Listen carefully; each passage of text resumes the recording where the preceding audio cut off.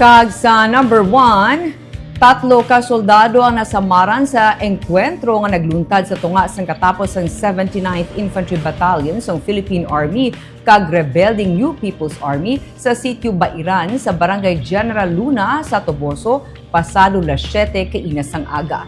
Ginsiling ni Captain Armel Lasap, ang hepe sang Toboso PNP, nagluntad ang engkwentro sa tunga sang katapos sa militar kag mga pito ka remnants sang NPA mga las 7:12 kaina Martes ang aga. Wala pa man sang impormasyon ang pulis kung may nasamaran sa bahin sang NPA. Sa video nga kuha ni Ruby Hinilo, mabatian pang linupok sa kabukiran.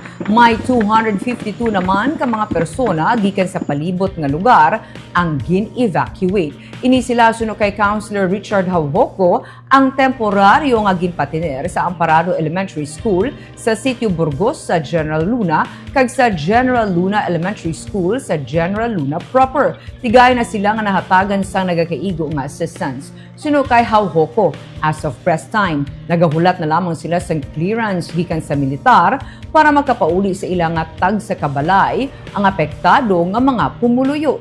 Samtang mga soldado ang gindala na sa ospital sa Escalante suno kay Lasap kagayara sa estable nga kondisyon.